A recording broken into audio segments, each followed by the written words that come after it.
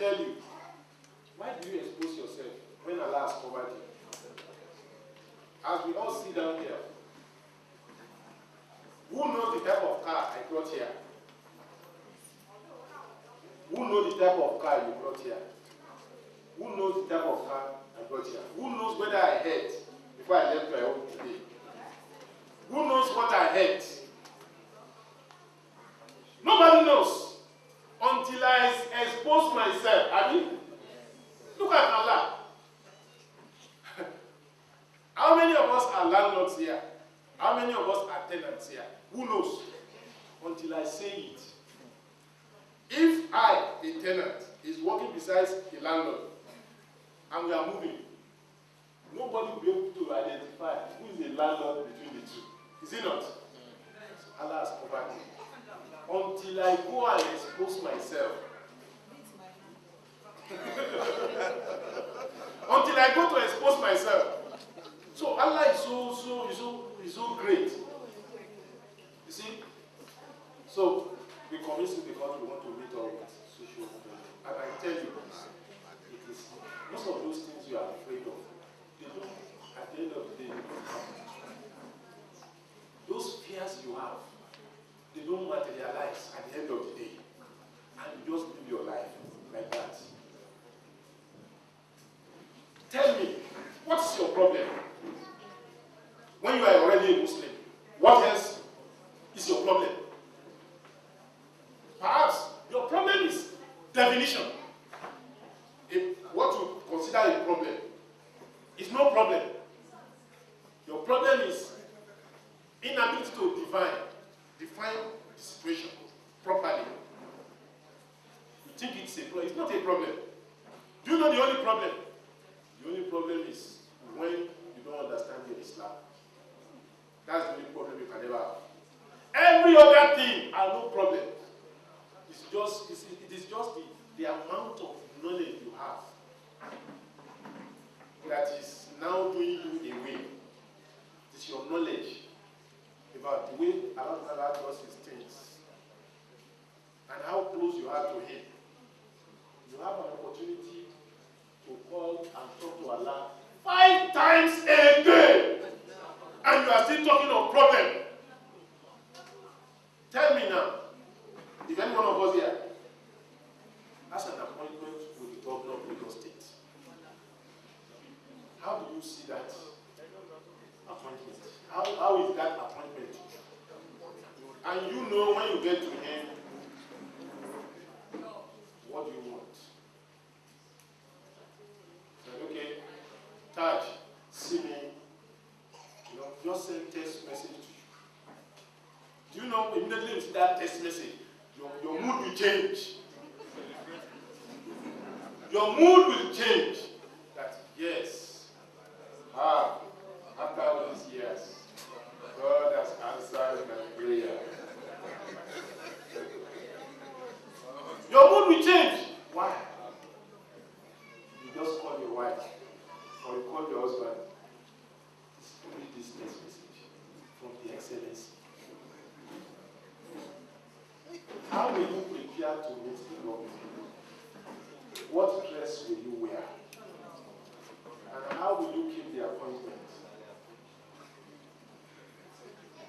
How will you keep the appointment?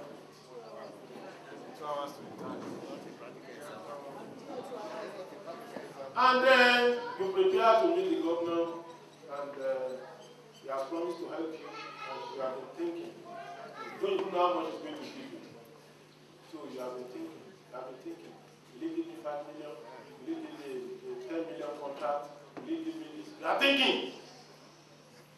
And you are seated.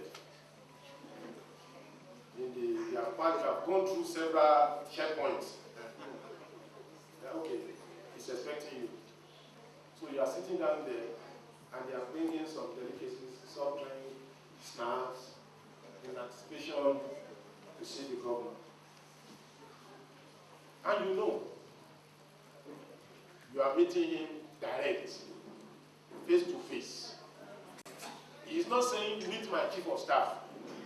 Meet me direct. And it's whatever you ask for that he will give. He has promised to help you. Now, you are sitting waiting for him.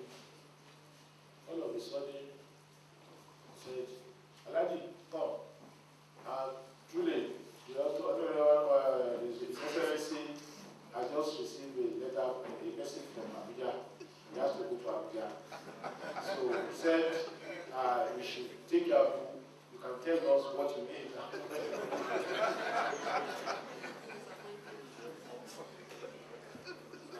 So, what's going to happen? Will you die there or what? Disappointed. You see, it looks funny, but that is what we'll experience every day of our lives. That's what we experience every day of our lives. But I tell you, the governor is a human being. He does not have the power of fire. He's as weak as you are. Perhaps you are even better off than the governor. You don't know. But you have an opportunity to meet the creator of the governor 5 times a day. Who has everything? If it's money, tell me, what is it? Now, as we are sitting down here, if we are all asked to make a request, one word request, what will you ask for? The one Allah, the pleasure of Allah. Who else? Al-Jannah.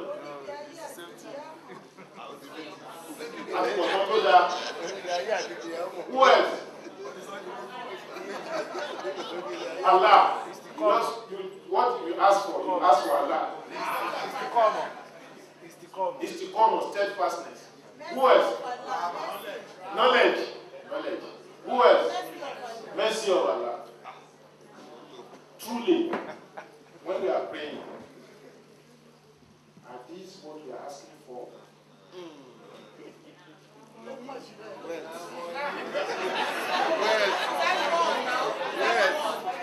I said one, yes. Now, you and I know that between you and Allah, what you ask for is abundance of wealth. Because all these other things you are saying, you know it is when you have wealth that you can truly pursue them. I mean, if I have money now, I will send people to Hajj, Umrah. I will build houses, I will build mosques. I will buy cars. What's the pleasure of companion? I will buy vehicle for companion. What else? I will equip their offices. I will do everything. I'll send everybody to Hajj. And when they all go to Hajj, I will share in the reward. And I will enter Jannah.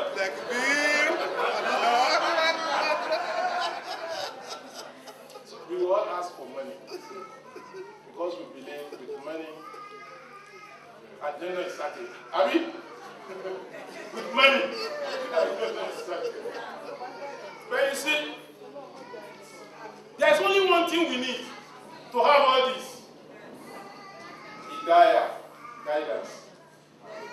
Guidance is what you matter in this life. Guidance. Do you know why you have to? Why does Allah say you have to read Fatiha at least 17 times in a day? And when you read Fatiha, you have to say dinner. Why? Guidance is what we need. If you are truly guided, because you know what? Every moment of our lives, we are taking decisions. As you are here now, you took a decision to come here. You could go elsewhere. You could choose to just sit at home.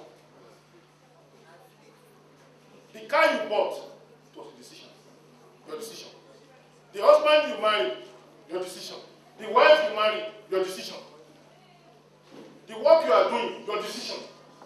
You are making decisions. Every moment of your life.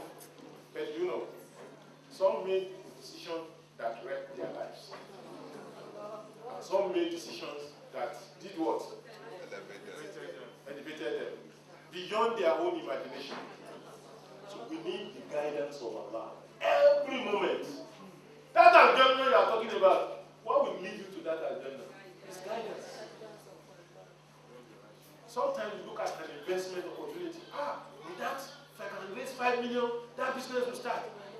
Yusuf. Go and ask those who invested in Nigerian stock market in 2008. Where are they today? Some are yet to recover. And they thought investing in Cadbury, investing in USC, investing in this, all of those things, everybody wants an easy way out. Speculation. Just no risk. No risk. But when the risk came, what happened? And you took a decision. Before all this started, some people sold off their shares. And they didn't escape. They just said, hey, I just sold off my shares last week. I never knew this would happen. And some just do that. I just invested last week. Only me. So every moment of your life, you are taking decisions. You are taking decisions how you deal with your wife, how you deal with your husband, how you bring up your children. You are taking decisions. Sometimes you make a wrong decision over your child, over your employees, your family members, your brothers, your sisters. You are taking decisions every moment of your life. And that's why you need Allah to guide you. Allah said, look, you will never lack guidance.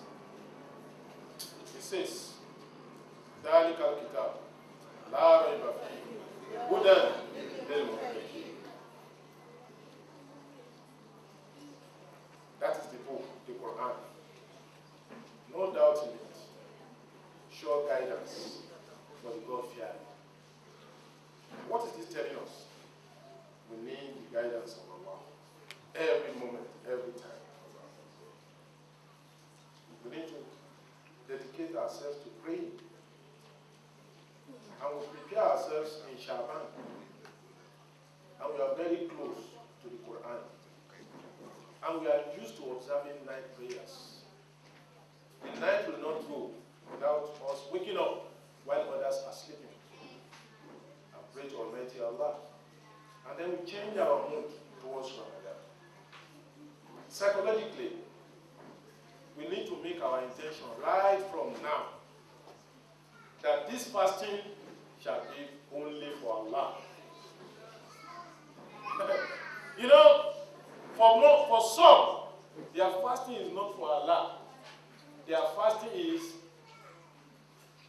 we have been fasting for many years. It's our habit. For more than 40 years I've been fasting. We did it last year. Did it the year before the last. And we are doing it now. So no problem. It has become habitual. It's habitual fasting. In fact, I don't feel the pang of hunger any longer. It shall be for Allah. Not for, can you catch it back? No. The fasting is the death. Sincere repentance to Allah. How do I do away with my weaknesses? I'm prepared to open a new page of total obedience to Allah. I'm also prepared to readjust my moral values, how I relate to people. You have many people you are nursing grudge, you are fighting with them. How am I going to reconcile with them? And how am I going to be able to observe the fasting of the special ones? The special. Fasting of the Solihun. Those who, when they are fasting, their minds are totally with Almighty Allah. They completely leave this earthly station and they are sojourning in the earthly, in the celestial realm. How am I going to complete the Quran? How am I going to increase in knowledge? How am I going to be enjoying what is good and forbidding what is evil? How am I going to invite people to Islam in this month of Ramadan? And then, we have to make the days of Ramadan not to be like any other days. How do you make days of Ramadan not like every other day? As a Muslim, you must let people know this is Ramadan. Your Your house must wear a new look. Your office must wear a new look. Your cars must wear a new look. Why? This is Ramadan. It's unlike every other month. If a visitor enters my office, and I will make sure that you know that this is Ramadan, I must announce it. I must show it. It must reflect, so that I protect myself from anything that will vitiate my fasting. Because Ramadan is different. How will I be observing my obligatory prayers in the mosque, ensuring that I stand by the right side of the imam, and they don't pronounce Takbiratul Ihram in my absence? It must be done in my presence. Because if I lose Takbiratul Ihram, it's like a loss, a big loss for me. It's worse than losing 10 million in an investment. And remaining in the mosque after Fajr till daybreak with the intention of itikaf. Look at itikaf. Itikaf does not necessarily have to be at the last 10 days of Ramadan. Itikaf is an all-year affair. When the Salah will start by 2 p.m., I'm already in the mosque by 1:30. So, and I intend that, inshallah, Allah, my staying before the time of Salah is an itikaf. That's itikaf. It's my intention. Because I will be busy with the Quran. I switched off my phone, my mobile phone, I switched it off. I want to be with the Quran. I want to be doing istighfar. I want to be doing tasbihat, tahlilat. And I also want to keep an open mind, devoid of grudge. I have no problem with anybody. If I have a problem with anybody, I will reconcile. I have apologized for them. Because I cannot enter Ramadan with grudges. Because in Islam, two things do not coexist in the hearts of the believer: Iman and rancor. Our religion cannot take it. You are fighting somebody, you are holding grudge against somebody, and you claim you believe in Allah. No. It has to be either you keep rancor in your mind, or you keep the faith in Allah in your mind. The two cannot coexist. And you may overlook it, but you must have heard that hadith of that Sahaba who Rasulullah was in his masjid talking to the believers, and he said, Yatlu alaykum al-an rajulun min al-jannah. It shall enter upon you now a man from paradise. It was this man that entered. The second day, this same man. The third day, this same man. Abu Darda said, what is it that he was doing that we are not doing? He now went to his house. Said, please, I have some issues at home. Can I stay with you for some time? Said, you are welcome. First day, first night, the visitor woke up, observing Tahajjud, and he was ready to see. How was this man observing his own Tahajjud? The man just woke up, did 2, 3, or 4 rakah, went back to sleep. He was not used to doing a lot of ibadat. For 3 days, the man said, look, I am perplexed. My ibadat is even stronger than yours. And this is, I can see what you are doing. You are not even doing up to what I'm doing. Why? What's the difference? He said, that's what you have seen. So the man was about to, then he invited, he said, come. Look, I don't know. Maybe that is what Allah subhanahu wa ta'ala is looking at me. I never go to sleep for a night carrying grudge of any woman. Before I sleep, I make sure I clean my heart. I don't carry it. I forgive everybody, whoever has offended me. The visitor now said, yes, if you can do that, you truly deserve it. True of us.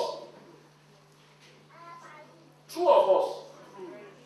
It's true. Ask yourself. Let me ask myself.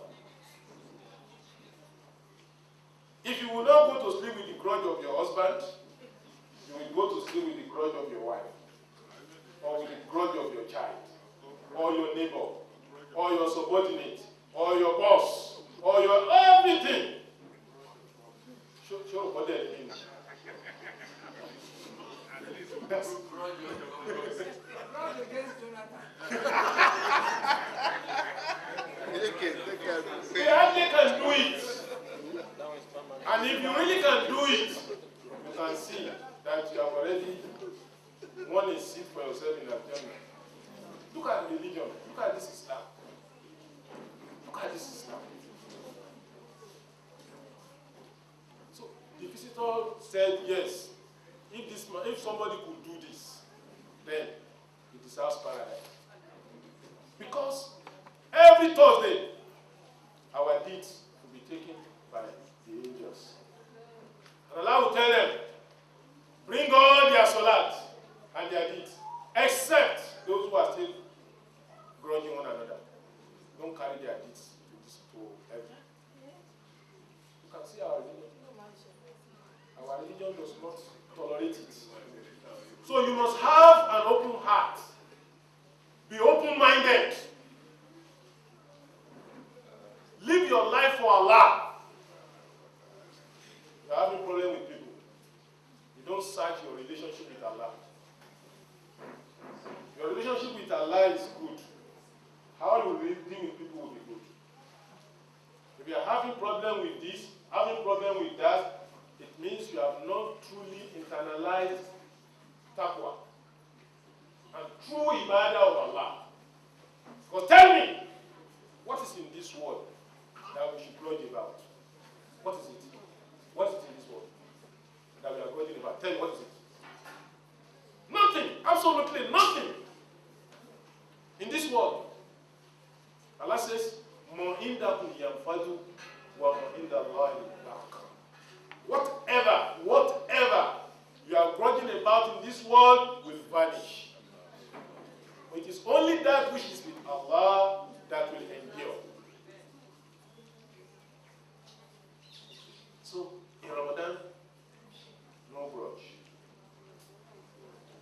No grudge. You have to be intellectually prepared. By attending intellectual forums, where beneficial knowledge is shared, whether in the mosque or not. Studying the fiqh of fasting. Fiqh of fasting. It is not when Ramadan comes that you are now reading about Ramadan. Start reading Ramadan right before Ramadan. That's how best to prepare. Know the features of the month of Ramadan. Know the secrets of fasting. You understand the basis on fasting. You listen to audio and video tapes delivered by high-ranking scholars on fasting and Ramadan. You need to be intellectually prepared before Ramadan comes. Then your family too must be prepared. You mobilize them. What sort of family mobilization are we talking about? Is it how many bags of rice to buy? How many bags of yam? How many bags of beans? How we are going to repair the refrigerator? How we are going to clean the warehouse of food? We are only thinking of food. Ramadan is coming. It's quite the opposite. You see, food should be the least consideration. We are supposed to eat less in Ramadan. If you have been spending, say, 10,000 naira on food, you should spend 7,500. At least reduce it. Because this idea of trying to deceive yourself and not Allah by taking your lunch in proxy, by proxy, it's indicative of a mind that does not want to give up. Such that you eat your suhoor, you even miss the Salat al-Fajr. And when the fasting is broken, all hell is let loose. It's akara is there, yam is there, one is there, ogi is there, rice is there, and you keep on eating. The cholesterol that we said should die off in Ramadan, they are growing. So you just have to have 2 kg or 3 kg by Shawwal. Do you know what that means? It's indicative of a heart that does not want to give up for Allah's sake.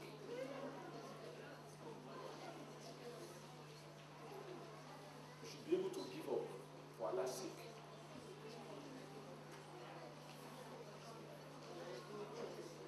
So we should think less of food. We mobilize our children. Talk to our children what we are going to go through. Let the children be aware. Let carry them along. Start training them how to fast. Tell them why Muslims are fasting. Tell them the benefits of fasting. Let the whole family, not only between Baba and Mama, Abu and Umu, it's everybody. Even the baby in your hand, God must know what is going on. Tell them. Let them see what you are all doing. Even those who are not able to fast, let them take sahur with you. And when they start crying, carry them inside, give them food. Not in the presence of everyone, because others too will be tempted. So is it when I cry that I will eat? So others too will start crying. So you do that to train the children. Your family must be fasting. And you prepare gift items for those who are foremost in Islamic expectations in the month of Ramadan. How many fasting Muslims are you going to feed? How much are you going to give? You know? Peace and that. And the mind must be fasting. By controlling our organs. What we see, what we hear, discipline ourselves. Some of us cannot do without listening to music. Ramadan has come. Let's listen to Quran. In fact, our Ramadan should be spent more with the Quran.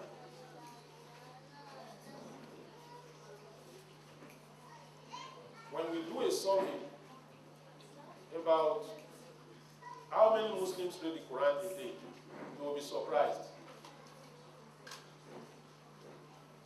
If I say ratio 1 to 1,000, you will be surprised.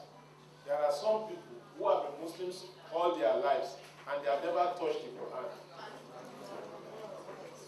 You see, it's not just a fabrication. All you just need to do is to think, go back. Think of many things. Think of how we grew up. Think of how we grew up. How many Muslims read the Quran? What is common is the salat you are observing. How did you learn that salat? Maybe it is by emulating our fathers in the mosque. I mean, that's how we all started. By emulating our fathers in the mosque. We know they will stand, they will do ruku, they will do sajda. That's how we all started. Initially, we will be playing at the back. You know that? Yes, to know whether the vehicles are roadworthy. But do you know it is your salat that deserves it more than your car? We are talking of relationship with Almighty Allah. How much is your salat the same with the salat of the Prophet Sallallahu Alaihi Wasallam? So that's the standard. So it takes more than I've been praying for many years. Nobody will come and tell me how to pray. If we try to ask ourselves, do you understand every statement you make in your salat? Do you understand the meaning of everything you say on salat? How many of us understand what we say in salat in our own mother tongue? So Muslims' attitude has to change with the Quran. Now,